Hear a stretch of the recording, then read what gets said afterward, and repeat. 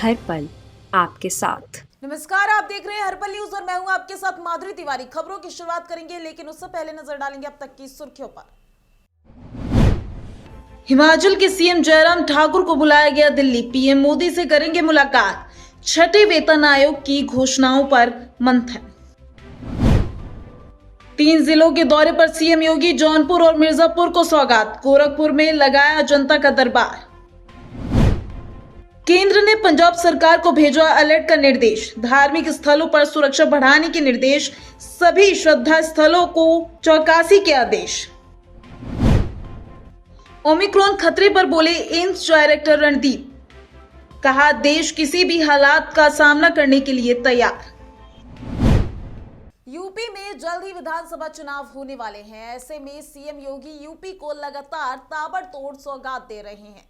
इस कड़ी में आज सीएम योगी 3 जिलों का दौरा करेंगे और लोगों को नई नई सौगात देंगे। बता दें कि गोरखपुर में सीएम योगी जनता दरबार लगाएंगे। इस दौरान सीएम लोगों की समस्याएं सुनेंगे, जिसके बाद सीएम जौनपुर और मिर्जापुर जाएंगे। जौनपुर को सीएम योगी 1500 करोड़ की सौगात देंगे, तो वहीं इस कार्यक्रम में डिप्टी सीएम केशव प्रसाद मौर्य मौजूद रहेंगे।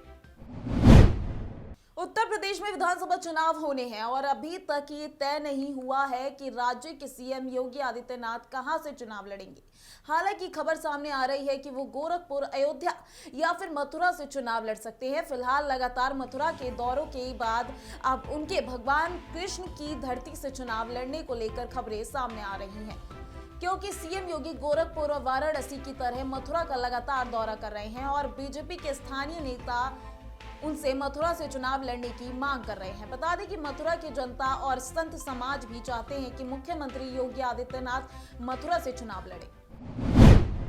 सीएम जयराम ठाकुर को रविवार को अचानक दिल्ली बुला लिया है। वो रविवार को ही नई दिल्ली पहुंच गए हैं। सोमवार सुबह मुख्यमंत्री पीएम नरेंद्र मोदी से मिलेंगे। मुलाकात के बाद वो शिमला लौटेंगे। फिलहाल प्रदेश मंत्रिमंडल की बैठक का समय बदलकर दोपहर 3 बजे के बाद का कर दिया गया है। हालांकि ये बैठक मुख्यमंत्री जयराम ठाकुर के लौटने के समय पर निर्भर करेगी। पहले ये बैठक सोमवार सुबह 10:30 बजे होनी थी। बता दें कि मुख्यमंत्री जयराम ठाकुर ने पीएम नरेंद्र मोदी से मिलने का वक्त मांगा था। वो उन्हें 27 दिसंबर को प्रदेश सरकार के 4 साल पूरा होने पर मंडी में आयोजित होने वाले कार्यक्रम के लिए औपचारिक निमंत्रण देना चाहते रहे हैं। स्वर्ण मंदिर में हुई लिंचिंग की घटना के बाद एक दिन बाद सीएम चरणजीत सिंह चन्नी ने मंदिर का दौरा किया और शांति की अपील की। उन्होंने लोगों से सभी धर्मों के धार्मिक स्थलों का सम्मान करने को भी कहा।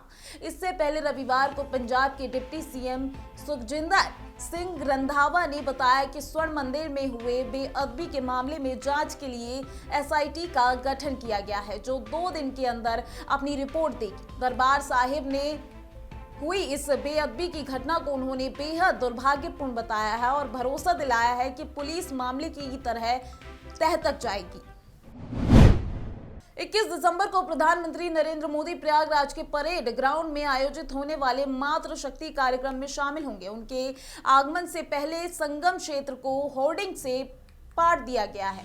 होर्डिंग पर बीजेपी सरकार में चलाई जा रही योजनाओं और उपलब्धियों की ब्रांडिंग की जा रही है। यहाँ करीब 3 लोगों के शामिल होने की बात कही जा रही है। विधानसभा चुनाव में पहले आयोजित हो रहे इस कार्यक्रम में बीजेपी को खुद की ब्रांडिंग करने का शानदार मौका भी मिला, जिसके लिए प्रशासनिक अफसरों का भी सहारा लिया जा रहा है। तभी तो जिले के सभी आला अधिकारी और बीजेपी के माननीय दिन रात परेड ग्राउंड और आसपास में होर्डिंग लगवाने में जुट गए हैं। कार्यस्थल तक जाने वाली सड़कों के दोनों तरफ होर्डिंग लगाने का कार्य अभी भी जारी है।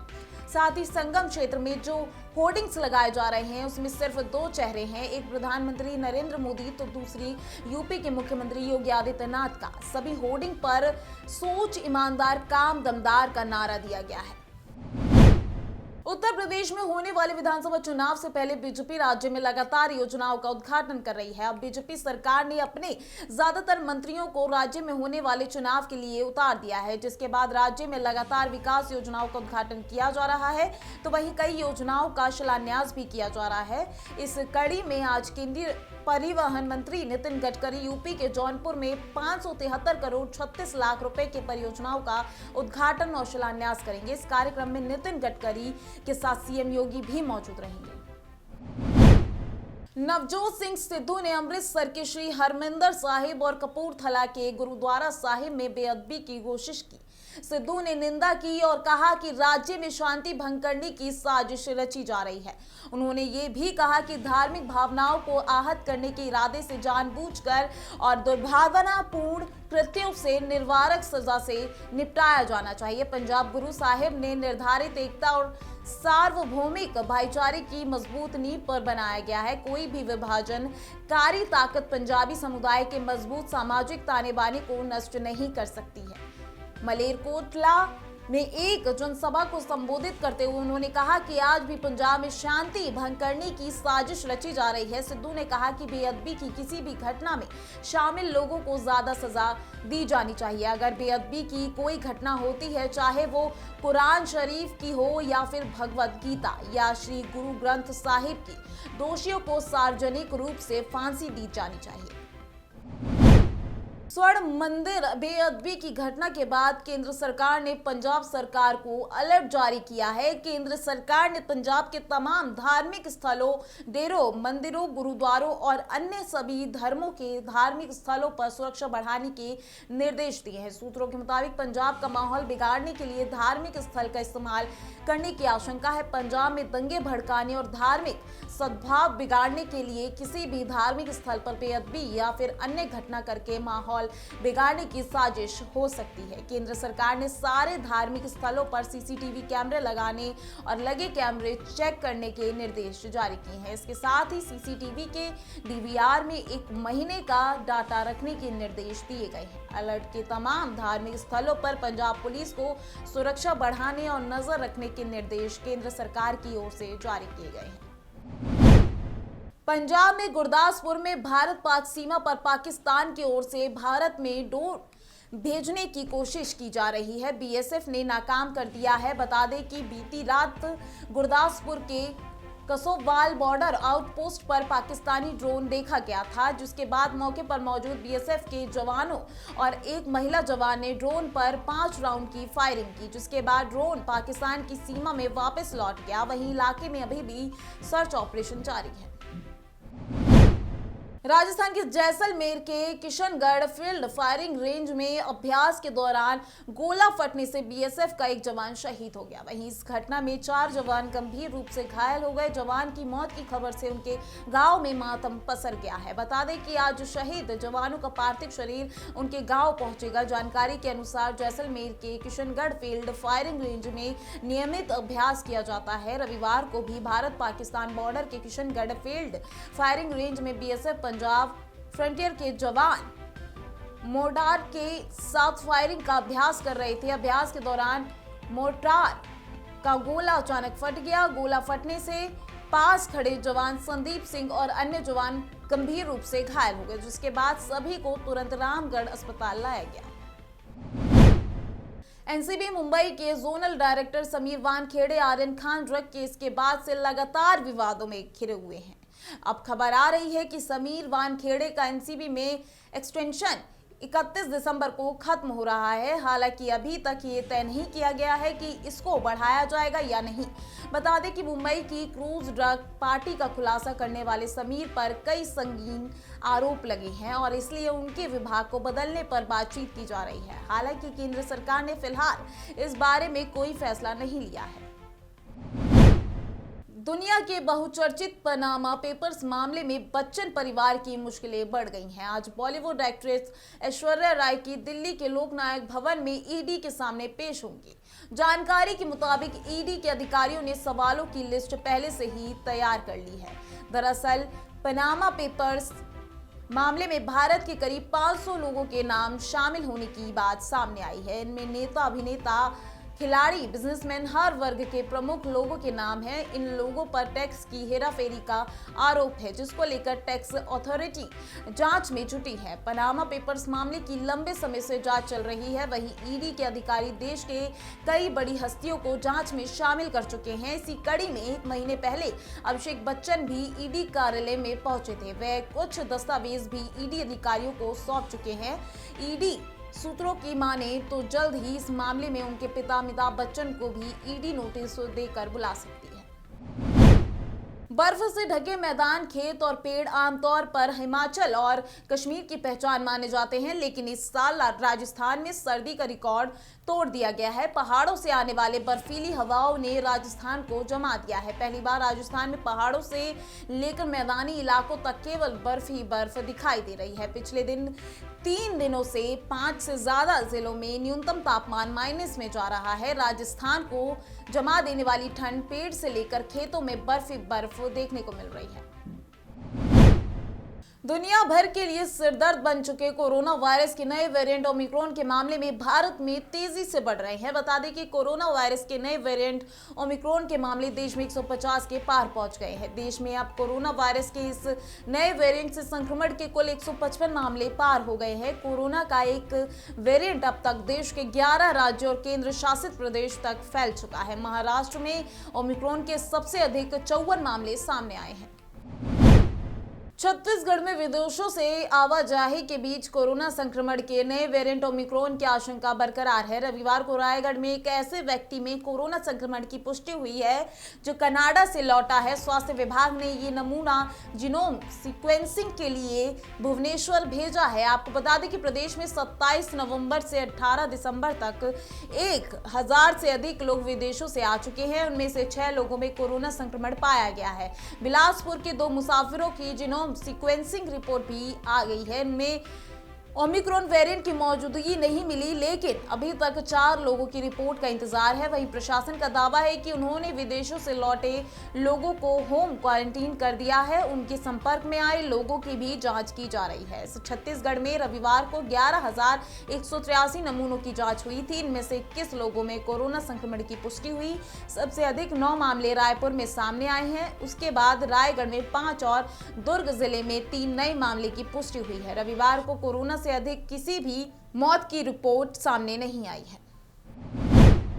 भयानक गरीबी और भूखमरी से जूझ रहे अफगानिस्तान के लिए तालिबान सरकार ने राष्ट्रीय बजट का मसौदा तैयार किया है। इस बजट की खास बात यह है कि इसे तैयार करने के लिए तालिबान ने किसी भी तरह की विदेशी मदद नहीं ली। हालांकि बजट किसी तरह का होगा, इसे लेकर अभी भी कोई खुलासा नहीं हुआ। आपको बता दें कि ये बजट 100 अरब अफगानी रुपए के आसपास होगा।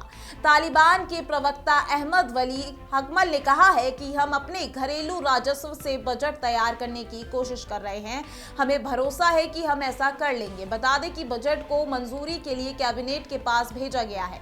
मंजूरी के बाद ही इसके बारे में पूरी जानकारी मिलेगी। अनुमान लगाया जा रहा है कि ये बजट पिछले बजट का सिर्फ 25% ही होगा। पाकिस्तान की आर्थिक राजधानी कराची में शनिवार को लगातार 2 धमाके हुए। इसमें अब तक 14 लोगों की मौत हो चुकी है, वहीं कई लोग घायल हो गए हैं। फिलहाल मलबे में दबे लोगों को निकाला जा रहा है। रेस्क्यू ऑपरेशन में लगी टीम के साथ पाकिस्तान रेंजर्स और पुलिसकर्मी भी मौके पर मौजूद है। वहीं घायलों को अस्पताल में भर्ती कराया गया है, जहां उनका इलाज चल रहा है।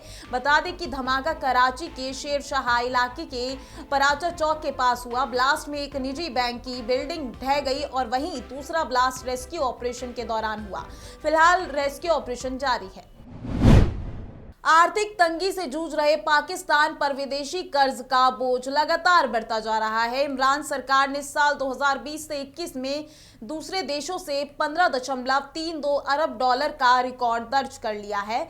इसी के साथ तब्दीली सरकार ने 10.45 अरब डॉलर कर्ज मांगने का पुराना रिकॉर्ड तोड़ दिया है। इसी सरकार ने सिर्फ 3 साल में ही पाकिस्तान कर्ज 2 गुना कर दिया है। बता दें कि इमरान खान जब सत्ता में आए थे तब उन्होंने अपनी सरकार को मुल्क की किस्मत बदल देने वाली तब्दीली सरकार बताया था। आपको बता दें कि 3 साल में लिए गए 35.1 अरब डॉलर कर्ज की वजह से देश पर 85.6 अरब डॉलर का उधार हो गया है। इस मामले पर पाकिस्तान के वित्त मंत्रालय ने कहा कि चालू खाते के घाटे को पूरा करने, विदेशी मुद्रा भंडार बढ़ाने, जरूरी योजनाओं को पूरा करने के लिए नया कर्ज लिया गया है। खास बात यह है कि इमरान सरकार ने कर्ज की किस्तें देने के लिए भी कर्ज ही लिया। मलेशिया में शुक्रवार से हो रही भारी बारिश के चलते बाढ़ आ गई है। आपको बता दें कि देश के 16 राज्यों संघीय क्षेत्रों में से 8 में बाढ़ जैसे हालात हैं, जिससे आने वाले दिनों में हालात और भी बिगड़ सकते हैं।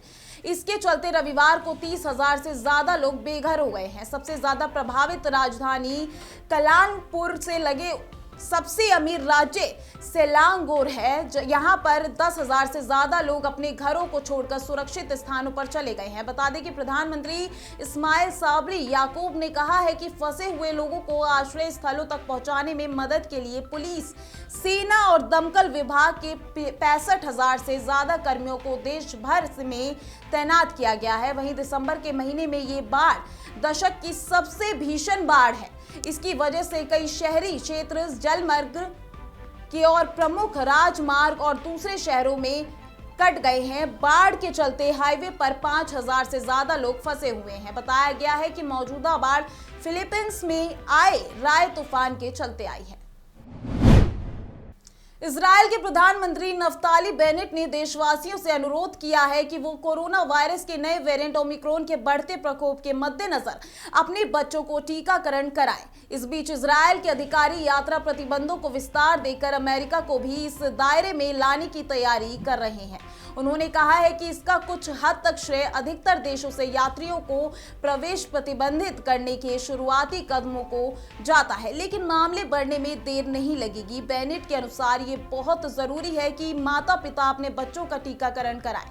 इजरायल में पिछले महीने 5 साल से 12 साल तक के बच्चों का टीकाकरण शुरू हो गया था, लेकिन अधिकारियों का कहना है कि इस आयु वर्ग में टीकाकरण की दर निराशाजनक रूप से कम है। दूसरे देशों के नागरिकों को इजरायल में प्रवेश की अनुमति नहीं है और विदेशों से आने वाले इजरायलियों के लिए आइसोलेट में रहना अनिवार्य है।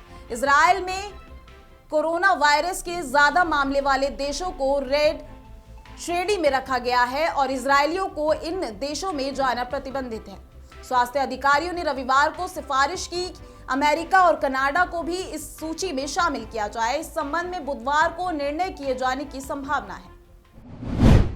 अयोध्या के थाना महाराजगंज पुलिस ने चोरी की घटना को अंजाम देने वाले 3 शातिर अभियुक्तों को गिरफ्तार कर लिया है। पुलिस ने गिरफ्तारी किए जाने वाले अभियुक्तों के पास से चोरी के 3,27,000 रुपए नगद और 7 लाख रुपए के जेवरात बरामद किए हैं। इस पूरे मामले का खुलासा करते हुए एसएसपी शैलेश पांडे ने बताया कि थाना महाराजगंज पुलिस की टीम ने मुखबिर की सूचना पर यह कार्रवाई की है, जिसके बाद पुलिस ने चोरी की घटना में शामिल सचिन यादव को बंदा तिराहा के पास से गिरफ्तार किया है। वहीं एसएसपी ने बताया कि पुलिस ने उनके पास से लूट के 3,27,000 रुपए नगद 7 लाख रुपए की कीमत के जेवरात बरामद किए हैं। फिलहाल सभी चोरों को जेल में भेज दिया गया है। दिन में ही जब मकान में रहने वाले लोग घर से बाहर थे, तभी इस घटना को अंजाम दिया गया। पुलिस ने तत्काल घटनास्थल का निरीक्षण और जिन पे शंका हो सकती थी, जो संदिग्ध थे, उनके बारे में जानकारी की गई और 24 घंटे के अंदर इस घटना का पूरी तरह से अनावरण तथा इसमें लगभग 100% जो चोरी गया सामान था और कैश था उसको बरामद किया। 3,27,000 की कैश की रिकवरी और लगभग 6.5 से 7 लाख रुपए के ज्वेलरी जो इसमें चोरी गई थी उसको बरामद किया। 3 अभियुक्त इसमें गिरफ्तार कर लिए गए हैं, जिसमें इनका जो मुखिया है वो जिसका नाम सचिन यादव है, वो जो पीड़ित परिवार है उसका परिचित है, पीड़ित के लड़के का मित्र है और मित्र होने के नाते इसको घर के लोगों के मूवमेंट के बारे में जानकारी थी। उसको ये पता था कि घर के लोग अभी नहीं है, किसी कार्यवश बाहर है और घर में कैश और ज्वेलरी होने की भी इसकी जानकारी। केरल के अलापुझा जिले में 12 घंटे के अंदर 2 नेताओं की हत्या का मामला सामने आया है। अलापुझा में आज सुबह एक बीजेपी नेता की हत्या कर दी गई है। इससे पहले शनिवार रात social democratic party of India के नेता की हत्या हुई है। जानकारी के मुताबिक बीजेपी ओबीसी मोर्चा के स्टेट सेक्रेटरी वकील रंजीत श्रीनिवास के घर में घुसकर उस वक्त हमला किया गया जब वो मॉर्निंग वॉक के लिए तैयार हो रहे थे। रंजीत ने हाल ही में हुए विधानसभा चुनाव में बीजेपी उम्मीदवार के तौर पर इलेक्शन लड़ा था। एसडीपीआई के स्टेट सेक्रेटरी के इस शानदार पर शनिवार रात कुछ लोगों ने हमला किया। शान बाइक से घर लौट रहा था। इसी दौरान एक कार ने उन्हें टक्कर मार दी। इसके बाद उन पर चाकू से कई बार हमला किया गया। घायल अवस्था में उन्हें अस्पताल ले जाया गया, जहां उन्होंने दम तोड़ दिया। फिलहाल पुलिस मामले की जांच कर रही है। जिले में धारा 144 लागू कर दी गई है। यातायात के दौरान चेकिंग बढ़ा दी गई है। साथ ही गैर जरूरी तौर पर इकट्ठा होने पर पाबंदी लगा दी गई है। इस खास बुलेटिन में आज के लिए बस इतना ही। देखते रहिए हर्पल न्यूज। नमस्कार।